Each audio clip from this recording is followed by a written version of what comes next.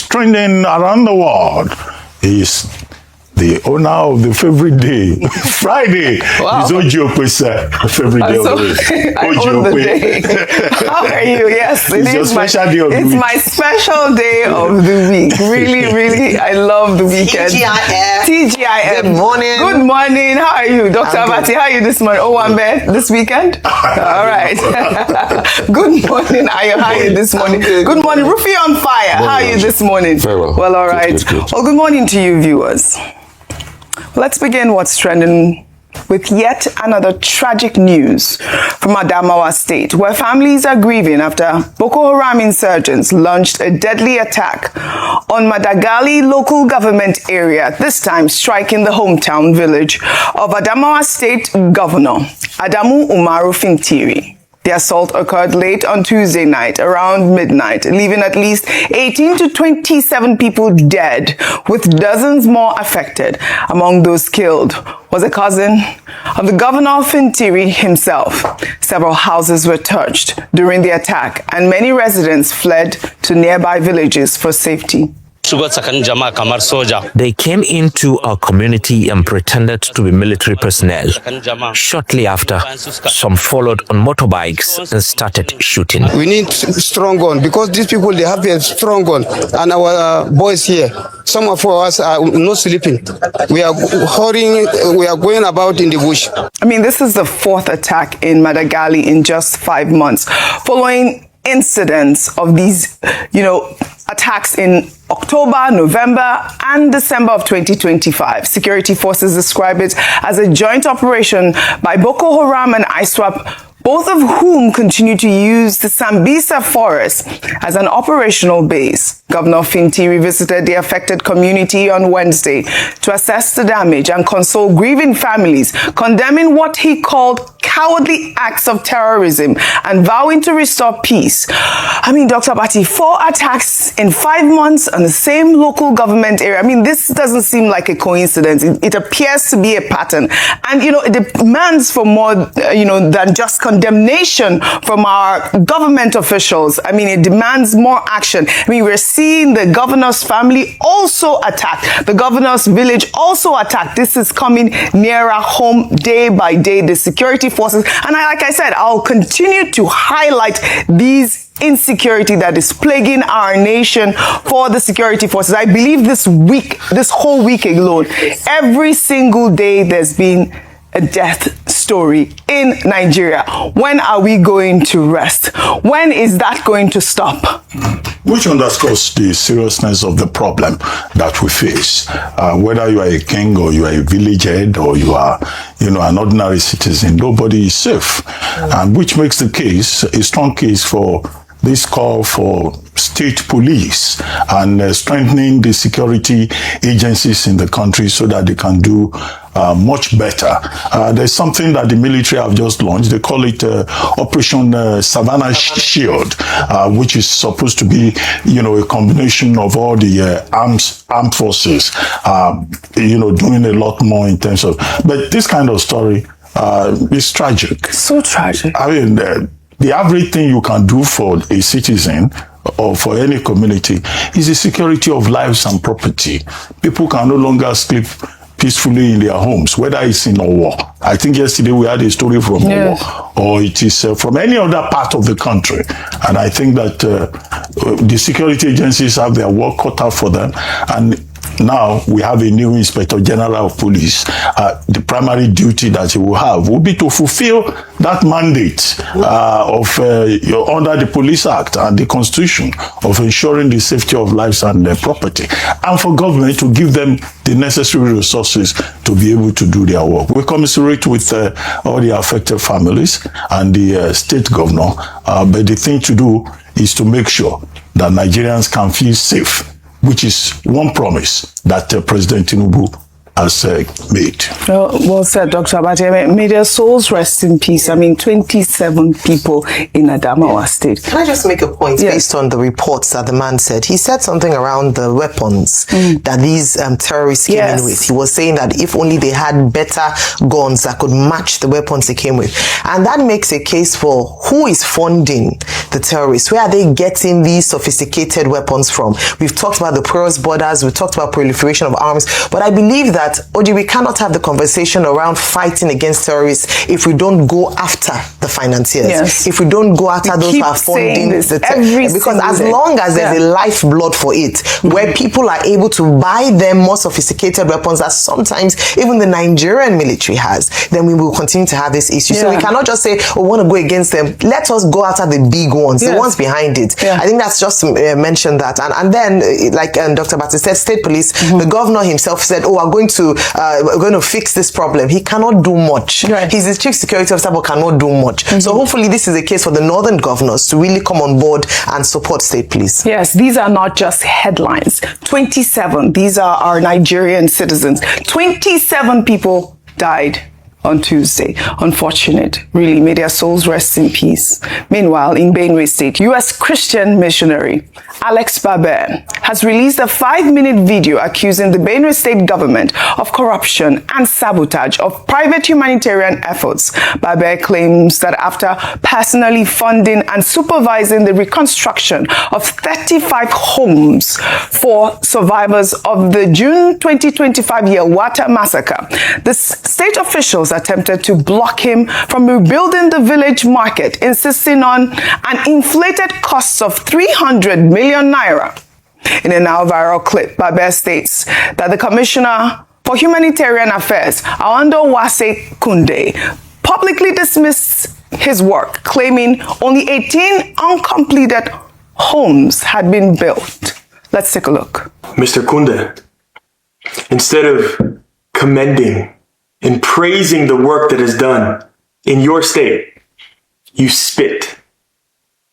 You intentionally lie about the work that has been done in order to discredit what we've done. You are talking of 36 houses. The best of my knowledge, the last time I was there, he raised 18 uncompleted 18 houses that he had. You know that it's been more than 18 homes. If you've been to Yelewata, you know that the work has been ongoing for months.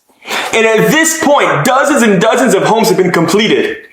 But then you want to tell the news and you want to lie and try to discredit. And say that, oh, last time I was there, only 18 homes. Well, you must have not been to Yelewata in months because today is 41. The very work that you yourself refused to do. For 6 months, the government had the funds to do rebuilding, to be able to help the people. And it wasn't done. You sat on the money that was supposed to go to the ones who lost their families, who were massacred in the night, who now have no home. And you chose to do nothing. And we come. We do what you guys refuse to do. And your choice is not to uplift and to praise, but to spit on what we have done. I don't know who gave him 300 billion projects to build market. It's laughable. We don't have such. If you have any 300 billion project that the ministry write to him or whatever, he should come. Mr. Kunde, you say that you have no clue who talked about a 300 million market. Yet it was your own words. Tell the truth. I have the messages. They're right here. You sent the video. You told me the figures of what this market that was proposed will cost. And I rejected it and I said no. Rafai, this is frustrating. Barbir has called the commissioner's statement shocking and deliberately false and warns that U.S. officials are monitoring the situation closely. The question Nigerians are asking: if a foreign missionary can rebuild 35 homes, what exactly has the Benue State government done with the billions of naira donated for these same communities? Now, we call on the EFCC to look into these claims. I know I took one of the stories from the First Lady donating about 1 billion naira, to Benue and all of that. And now we're hearing this Commissioner for Humanitarian Affairs attacking the one man who's been doing the Lord's work in Yelewata Rufai. You know the song that was ringing in my head as I was singing? I mean, I find it frustrating. I was singing the song that was ringing in my head. The number you are calling is not available. These guys are jokers. No, it's You see the shame ridiculous. and disgrace. A Christian, foreign Christian missionary came to do the work government ought to do because government abdicated the responsibility. At first, this was the same Yelewata that President Tinubu, the leader of the country, couldn't even go to because then it rained that day and the road was bad. After we had called, go there. People leave their own turf, come to build homes, then you now start to controvert the issue. Instead of you to be lying on the ground, be licking Alex Barbir's feet and saying, Alex Barbir, thank you. You are the savior. You are the modern day Jesus. Thank you. But it will never. You see, when I tell you that the country is gone, or do you think I'm joking? See this man. They want to also feast on the misery of people. Isn't it enough that they kill people like that in Yelewata? Nobody could save them. They want to also feast on the misery of people. So what have they done for their own people? And that's the shame that they should feel. Look at Yelewata people. I constantly interview Francis Nto and people that have families that have been affected. I have also helped raise money for one of the IDP camps around there. But these people are not concerned about the people. See, Hoji, today, you know what they do? They get into government just to get privileges and they get money and resource. And once they get the money, they move on. So the missionary that raise money from abroad, they will want to tell him an inflated figure because all they believe is shop the money, just bring the money, let's shop.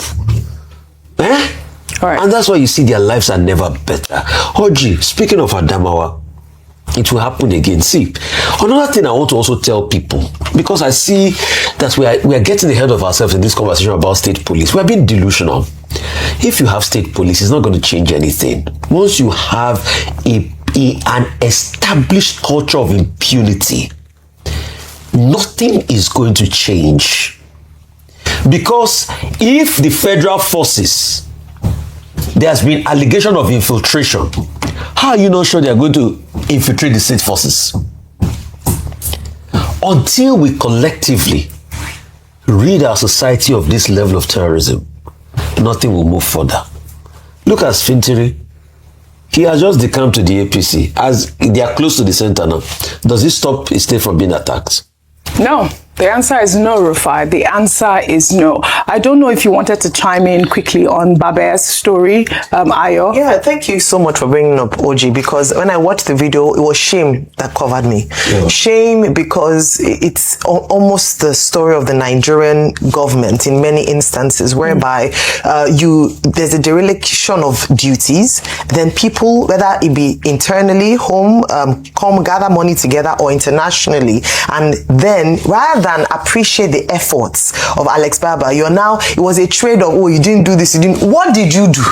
Yeah. We have been talking about part of this issue around this, persecution and resettling of members of the community in IDP back to their communities is for the government to do something. What has the Benue State government done?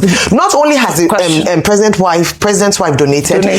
Goodwill, there's been goodwill donations from different quarters, yet these people are still in deplorable conditions in IDP camps because their government has failed them. Then one individual who has rallied support comes to be, whether it is one house, you are there making fun of a house or 20 or the number of houses based on the inefficiencies of government. Yes. I think it's a shameful period for the government. He actually did more worse than good. And I'm glad that this man, they should not think this is Nigeria. They come with receipts. They have evidence of how much money, and he said he even has phone conversations to buttress his point around, the conversations with the Benue State government. It is sad, and they do need to be probed. They need to be probed and investigated, not after the tenure, the lifetime of their tenure, but right now, so that everyone who is culpable in taking advantage or leveraging people's disadvantage will be brought to book. Wickedness upon wickedness. All right, Dr. Bati, you wanted to say something, but I wanted to say the more important part of that statement by Alex Barbir is where he ended. He said to the government of Nigeria, stop the killing. Yes. And he asked two questions. When will you start helping the suffering people of your country. This is the question. When are you going to do the right thing? This is it. Those are the three statements with which he ended that video. Well said. I mean, and they're important questions. Very good questions. And, you know, we call on the EFCC, like I said, to investigate the amount of money that has been put into Benue State alone. Now, we'll take another story now. Well, a dramatic series of events unfolded at the FCT Police Command and Wuse Zone 2 Magistrate Court on Thursday as a woman identified as Tracy Nicholas Ohiri, who accused the Minister of Works, David Umahi, of owing her 250 million naira and making unwanted advances towards her as she sought to recover her funds, was arraigned on defamation charges. In a statement posted by activist Omoyele Sowore, the court granted her bail. But what followed was a troubling display of alleged judicial interference, with her case file mysteriously disappearing from the court registry, armed mobile police officers arriving at the premises, and attempts made to transfer her to a custodial facility in Kefi, Nasarawa. Well, let's take a look at the chaos that unfolded at court premises. Well done! Idiot! Oppressive Nigeria! We don't do the same thing! We never start to do that! You cannot do it! They follow me fight, then they run! See the policeman, the one that is sent come.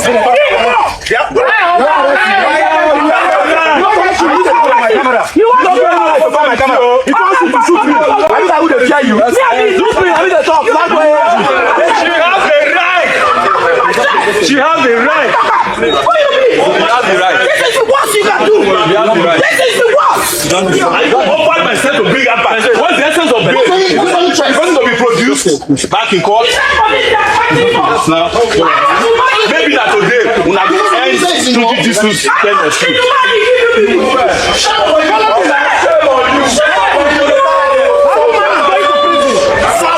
She's going to prison.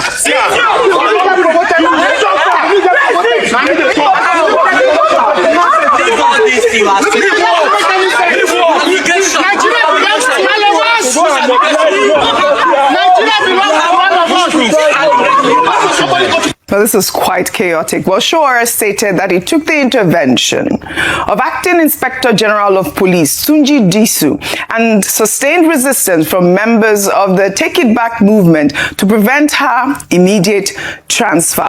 Well, meanwhile, Ohiri addressed members of the media, laying bare her allegations. Let's take a look. After 1 year and 8 months, I started asking him for my payment. While I'm asking for my payment, David is asking me out. While I'm asking for my payment, David is asking me to date him. I told him, sir, one day I got so frustrated. I said, sir, can you concentrate and pay me my money? Stop telling me about dating you. I've told you I cannot date you.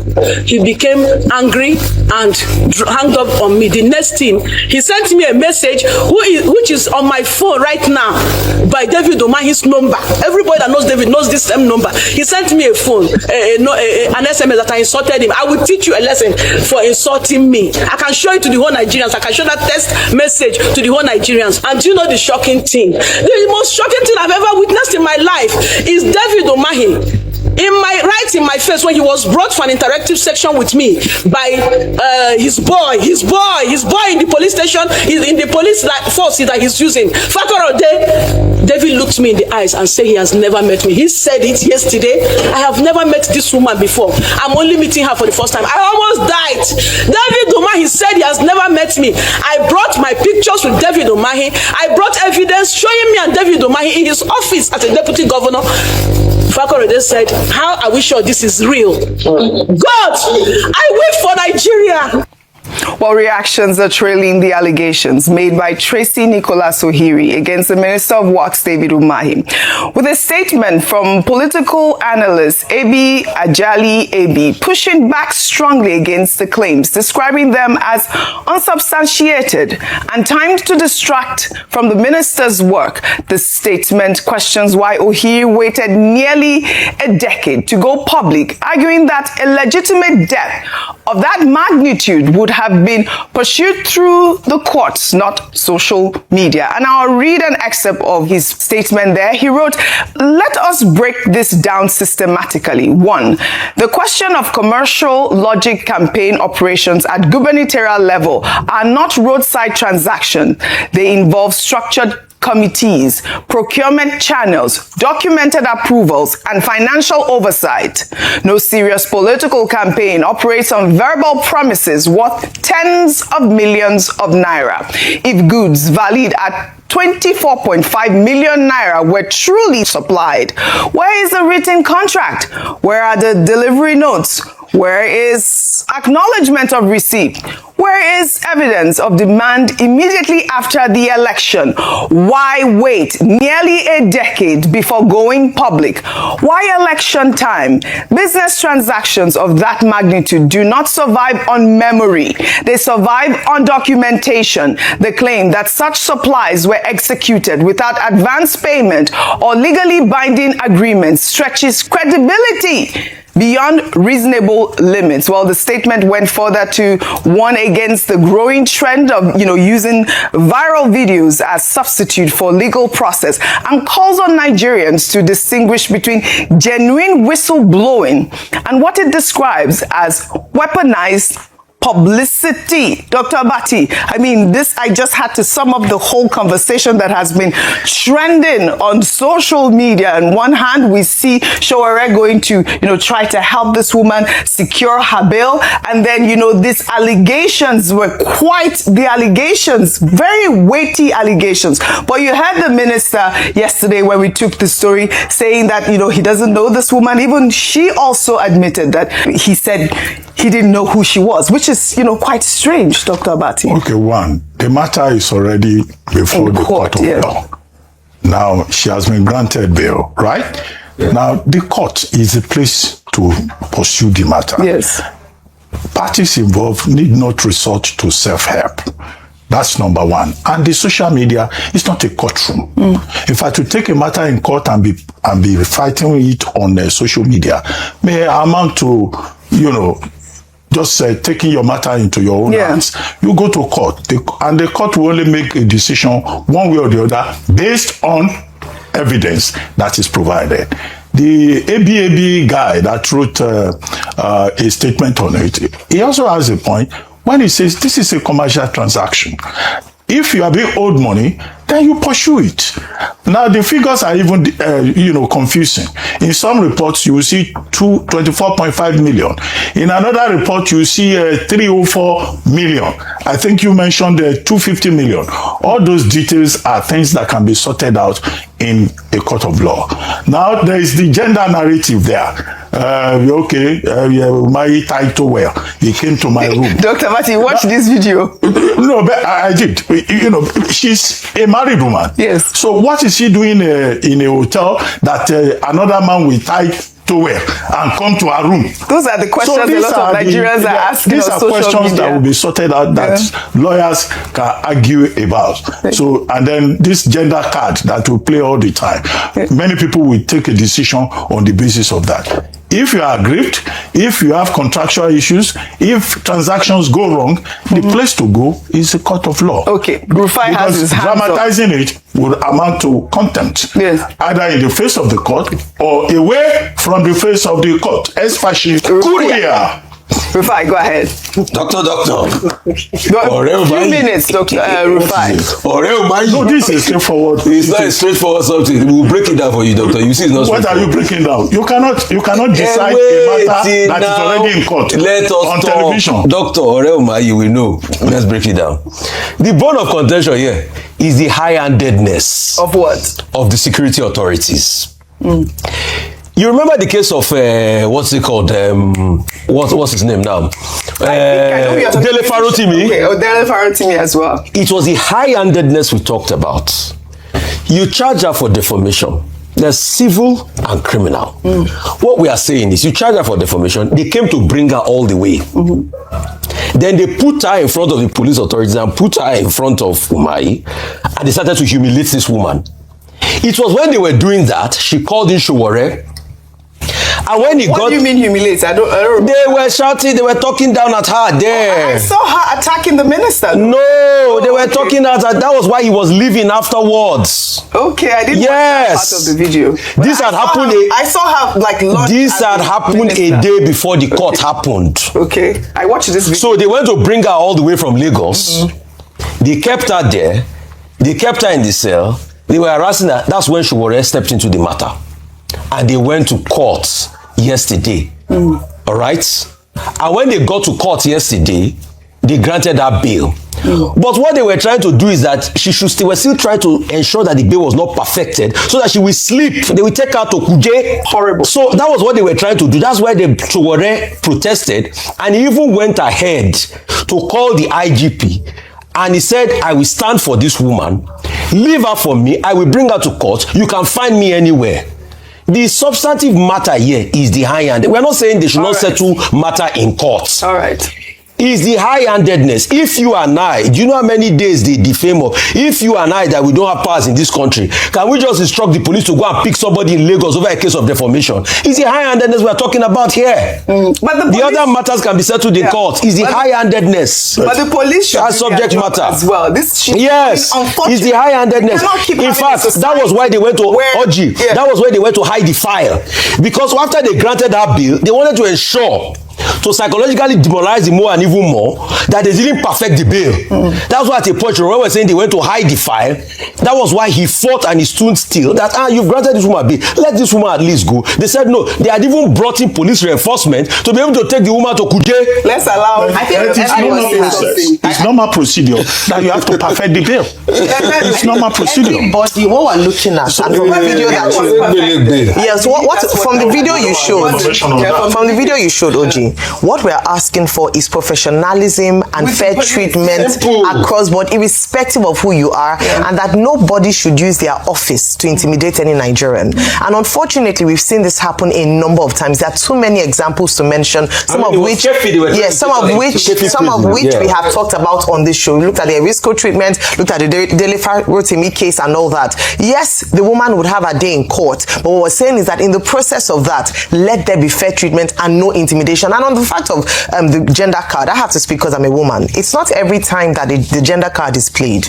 And to be fair, both of them are married. So if she's married and he's married and they're in a hotel room, both of them have questions to answer. It's not because, a married woman, both of them were married. And in this instance, and I don't want to go into the substance because, of course, like you mentioned, it's in court. But in this instance, she's saying that his denial of ever meeting her is what she's questioning and saying she has evidence. Maybe she should post the pictures up and let's see just how cozy, just how cozy. Of their just how cozy they were. Because who did she show? I would like to see these documents. I don't have them. They should show the text message of their Itato exchanges. The message she claimed that was right, but I can't verify that. But that is in court anyway. That will be decided in court. That doesn't concern me. It's the high-handedness that concerns me. Yes, that's what we're talking about. But at the end of the day, can you really say it is the Umahi that asked the police to transfer her to Nasarawa? We don't have the details. Why are we pointing fingers at David Umahi? It is based on Umahi's petition that they went to go and bring the woman. No, but that was bring her to the court, but not to the it is based on Umahi's petition. They went to go and bring the woman first and lock her before they took her to court. That's what we are saying. About the professionalism of the police.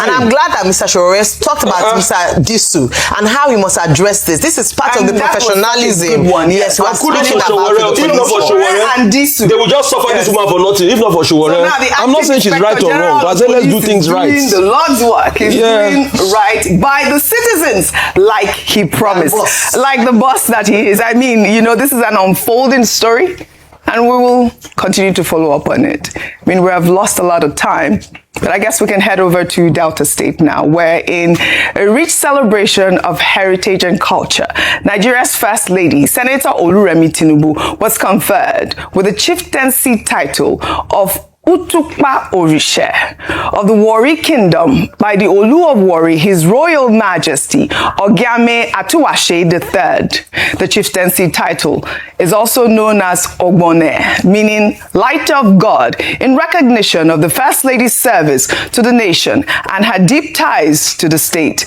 The celebrations began as soon as the First Lady landed at Osubi Airport, where she was welcomed by a vibrant crowd of traditional performers performers and musicians in a homecoming ceremony honoring her Ishekiri heritage. She was accompanied by the Oni of Ife, Oba Adeyeye Enitan Ogunwusi.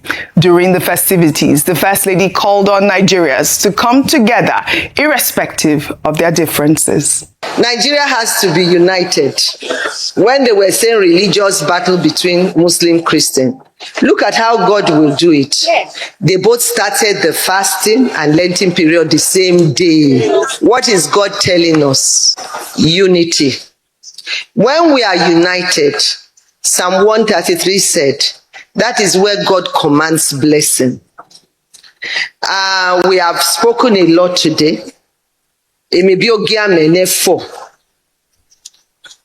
Shekiri Dede, you have to come together, irrespective of interest. Ene you,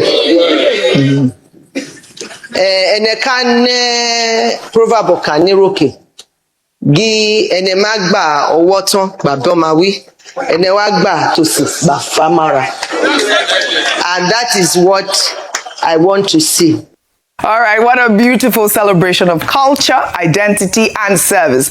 Delta State Governor Sheriff Obowori was also present and together with Ishekiri leaders described her visit as a milestone for cultural unity. Congratulations to the First Lady on this well-deserved honor. You know, she's my Delta sister, and that's always why I'm so proud of most of the work that she does. Claim her.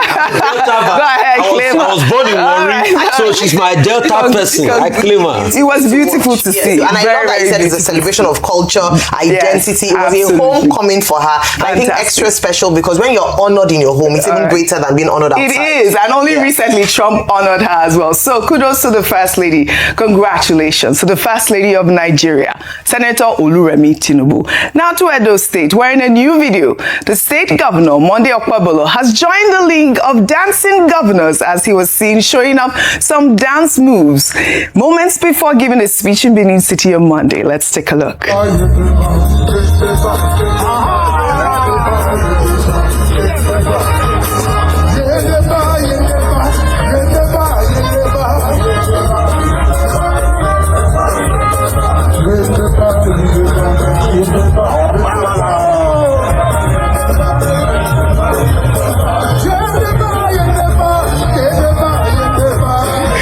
I'm not hearing you shouting. My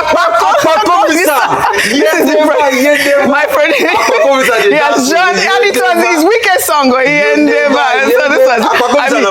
Please, all these dancing governors, we want a competition. We want a competition, really. I loved it. Well, all right. Let's now take our final story, celebrating Nigerian-born British music legend, Helen Sade Adu, better known as Sade Adu, for securing her second nomination for induction into the prestigious Rock and Roll Hall of Fame. The 67-year-old Grammy winner is among 17 artists shortlisted for the 2026 class, announced by the Hall on Wednesday. Born in Ibadan, Nigeria, and raised in the United Kingdom, Sade emerged in the 1980s as the unmistakable voice behind her band of the same name. Her seamless blend of soul, jazz, and R&B helped define the Quiet Storm era, offering the world something it did not know it needed: music that was soft, intelligent, and deeply human. Hits like Smooth Operator and The Sweetest Taboo remain timeless, echoing across. The Sweetest Taboo, one of my favorites. Sade was first nominated in 2024 and did not make the final class, but here she is again, unbothered and undeniable. Congratulations are in order, and I hope she gets it this time. She is definitely one of my favorites. It's not a tough list, though. It is a tough list. Huge list. But I know Sade will make it. Yes. Nigeria, I know they carry last, as always. On that note, I'd love to thank you all for your great analysis, as always, on What's